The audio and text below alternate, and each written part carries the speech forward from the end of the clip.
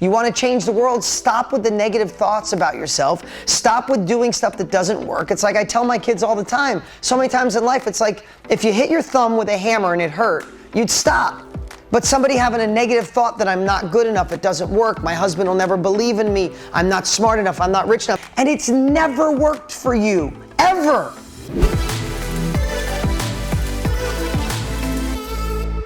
I think the first thing we have to do is forgive ourselves. We have to forgive ourselves. Because some of you procrastinated. Some of you got scared because of what was going on with COVID and you were kind of paralyzed.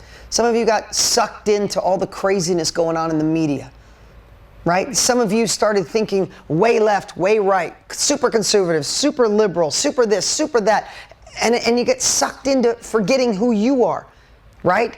Or you've stayed on the sidelines because there was so much shit. Even though you wanted to fix it, you want to be a part of the solution, you're kind of sitting back and we watched it, right? I've done that, right? You want to be a part of the solution, but then you find yourself, you just become the observer, not the person solving the problem. I don't want to be the person that watches problems. I want to be the person that's part of the solution, whether that's race, whether that's communication, whether that's bonding. I don't want to just be an observer. I want to be someone, my kids at the end of my life go, my dad saw there was a problem and did everything in his power to try to make an impact to make it better, right? But sometimes you get sucked into judgment and standing back. I'm going to ask you to forgive yourself. Maybe you procrastinated. You didn't take action. You got scared. You listened to the naysayers. You felt like an imposter. You didn't do crap. Forgive yourself. You can't turn back time. The one thing about the past is you can't get it back. But what we can do, we could stop doing it. How do you just stop? If you got self-talk that's kicking your own ass, stop it. It doesn't serve anyone. It doesn't get back the past. It doesn't help your family. It doesn't help your self-confidence. It doesn't help the woman that God designed you to be or the man God designed you to be. You want to change the world? Stop with the negative thoughts about yourself. Stop with doing stuff that doesn't work. It's like I tell my kids all the time, so many times in life, it's like if you hit your thumb with a hammer and it hurt, you'd stop. But somebody having a negative thought that I'm not good enough, it doesn't work, my husband will never believe in me, I'm not smart enough, I'm not rich enough. You'll do that shit to yourself all the time, and it's never worked for you, ever. Beating yourself up has never got you to the finish line at the level you want to be. It's a true story. I've never seen it happen. Stop it. Whether it's a thought, whether it's an action, whether it's a friend you hang out with that makes you feel absolutely miserable about yourself, stop it. You're in control. We just agreed life is going by too fast. It's going by in a heartbeat. So stop it. What can you learn from it? Right? All obvious stuff. I'm not reinventing the wheel. I'm not, I never heard this before. But the things that went wrong in the first half of this year, what if they're a blessing? What if you take Tony's word, life happens for us, not to us, and you were supposed to fail. They were supposed to let you down. They were supposed to not be there for you when you thought they should be. They were supposed to question you and say, it might work for other people. I don't know if it'll work for you. They were supposed to do that. Why? Because God's got a bigger plan and wants to know if you have the stamina to keep going and actually use that as fuel, not your anchor. So what went sideways? How can you analyze it? And how can you learn from it? Then, this is the brilliant part. What if what went wrong was just a millimeter or two away from going right? How can you adjust it? How can you tweak it? How can you modify it? And if it's not, how do you throw it away? I used to say this all the time on New Year's. I have these crazy visuals. This is how my simple, like 7th grade education brain works, okay? I look at my past as if your past is on all these shelves in this little building, right? Everything that happened in the first 6 months of this year, as everything's on the shelf, the good, bad, and the ugly, right? And you have a suitcase, and the building catches on fire, and you got 5 minutes to put in your suitcase everything you want to bring with you into the second half of this year. And then you know what you do with the rest of it? You let it burn. You let it burn. If you failed, what lesson can you learn from it? And let that shit burn down, right? Don't hold on to it. We make mistakes. Listen, I have to tell you, one of the biggest things that I had regrets on, and I can't do anything about it except learn from it, and I've shifted, is being the parent to my daughter, who has more than one child. Did anybody ever tell you in advance that you could have two children, raise them the same way, same love, same everything, and they're Dr. Jekyll and Mr. Hyde? They're completely two humans, right? Like, not even the same. Both my children are amazing. I love them both the same. But the way I raised my daughter, the way I communicate with my daughter, it just seems, it's effortless.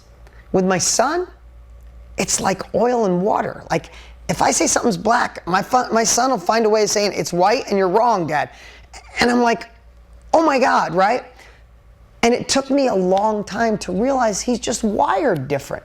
And I have to communicate with him differently.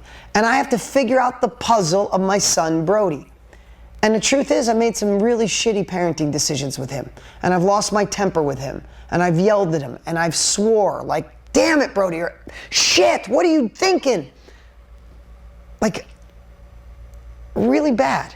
Like, not bad. I've never physically hit him, never screamed, never belittled him. I just made dumb decisions on how I parented him because I wasn't listening. He just has a completely different language. And I felt like it was disrespect. I felt like I'm just being completely transparent. The dumbest thing I could ever do is look back, hold that regret, and keep doing the same thing. What I need to do is look back and go, that way to communicate with him ain't working. And if I keep doing it, what's the definition of insanity? Doing the same thing over and expecting a different result? Let me just keep yelling at him. Let me just keep raising my voice because that works so well. No, all it does is he doesn't change and I feel guilty as hell when I go to bed and want to go upstairs and hug him and tell him how sorry I am that I tried, right? What I know is I let that burn down, but before I did, I learned from it.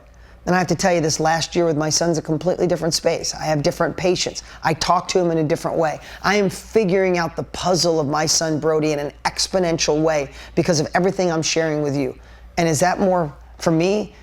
You can take all my money away. At the end of my life, if my boy Brody wasn't by my side because I screwed up and he moved away to another state and I talked to him once a year and he barely, wanted to chat with me, you could take away every dollar, put me in a sidewalk and with a blanket and a pillow. I'd rather have my son loving me than having a dollar in my life. But these same principles apply wherever you are. And when you don't change them, right? My father, I come from a long line of generations of parents not talking to their kids. My dad didn't talk to his father from when he was 11 years old to the day he died, never talked to his dad. His father did the same thing with his dad. And it could repeat in my family. It ain't. I'm stopping it. It's done. I'm not doing what other people have done, not what other generations have done. I've learned from it and shifted. I get a little personal here, but I just want to show you how important these things are. And we can change them today. We could stop it today. We can learn from it today. We could stop hitting our thumb with the hammer and expecting it not to hurt anymore. It will continue to hurt. It will continue not to serve you. So how do you let the past burn to the ground and just learn and carry over the finish line what you need? Make a list today of what didn't work and what you need to stop doing. So make that list today. What do you want to accomplish in the second half of the year? Okay? I talk about this all the time, but here's what I think you should do today, tonight, whenever time allows, is really sit and let's pretend it's the end of the year. Let's pretend it's the end of December. And you're looking back and you go, damn, did I kick some butt in the second half of this year? Wasn't so sure in the first half, but man, I crushed the second half of this year. Visualize it happening so much, not as if it could happen. Pretend it did happen so you literally feel it in your cells. Like, close your eyes and just think for a moment. What happened? Oh my God, my training, I'm selling 10 courses a week. I'm generating X amount of money. There's passion back in my relationship. My health is optimal. I look in the mirror and love myself. I found true love again, or I found inner love again. I don't know what it is for you, but I'm encouraging you to write it down and feel it, right? I said, what are you making profits online? Do you have the course launched, the revenue, the freedom? You have control of your time. You're spending more time with your family. I don't know what it is, but you do. And I'm going to ask you to take time and pretend it's the end of this year. It's December, end of December, and you're just on fire. What would that look like? What did you have to accomplish? to make you feel that way. And write it down. Listen, when we create these mini roadmaps, when we create them, then how often do we have to look at them? What I'm going to encourage you to do is do this exercise, and I'd look at it every week. I'd look at it every day if you need to, but I'd look at it every week for the rest of the year. So you don't let yourself down. So you remind yourself of the emotions you feel at this moment.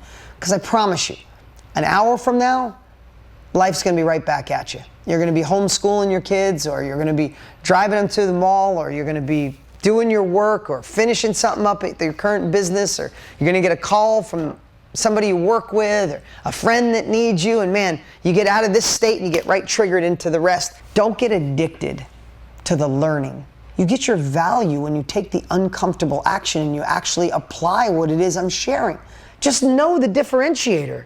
The momentum, the movement is in the uncomfortable action of implementation, right? It's like the book, Eat Better, Exercise More, right? We have to actually do it. You just don't want to go to the event that tells you how to get healthier. You want to learn how to get healthier and implement it. I don't want you just to hear this like, oh, Dean gave me a great training. It's like, no, this is for you. These are the little things that are actually the big things that I wish someone would have shaken me and said, do this, because here's what happens. I know how the brain works. When you want to make more money, it's like, I know how to be more positive. I know how to set goals. Dean, that's all good. But give me that secret that made you rich, dude. Come on. Come on. You've already heard a million ways to make money. You already know that. You already know how to achieve in your company. You already know how to get the promotion you want. You think it's some tactic, tools, trick, fancy thing, when really, the stuff you really need to know is the stuff that I just shared with you. And I'll call people out and I'll tell them all the time. You want the tools and the tactics? You've already heard them. You already know, eat better, work out more. It works. You already know how to get there. But this is screwing you up. And it's these little things that are the big things. What's up, what's up? Hey, don't forget to look at the action steps we've posted below. They are the perfect way to take your success, abundance in this crazy world to a whole nother level.